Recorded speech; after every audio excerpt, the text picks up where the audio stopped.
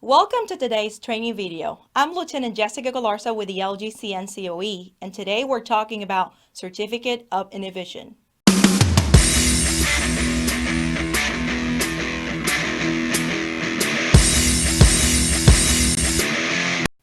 Today's training video is a continuation of our training videos covering the Certificates and Documents section from the Coast Guard Foreign Gas Carrier Examiner, Tactics, Techniques, and Procedures, or TTP.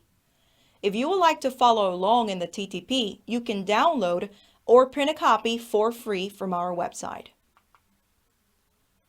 The International Code for the Construction and Equipment of Vessels Carrying Liquefied Gas in Bulk, or the IGC Code, addresses the prevention of self-reaction, for example, polymerization and dimerization of certain cargoes under Chapter 17, Special Requirements Regulation 17.8.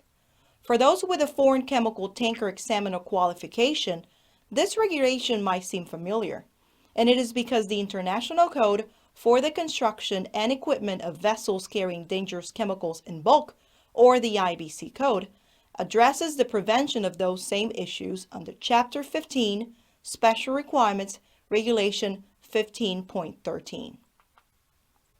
When conducting the admin portion of the vessel COC, gas carrier examiners must identify which cargoes on the vessel certificate of fitness are to be protected with an inhibitor. Certain chemicals require this in order to prevent or slow down the process of polymerization.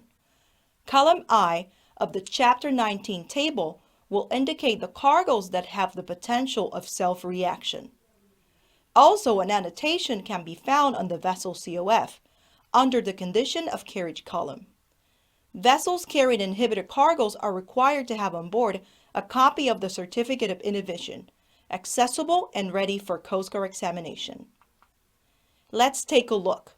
On your left, we see a copy of a Certificate of Inhibition, just like those you will see on board a gas carrier.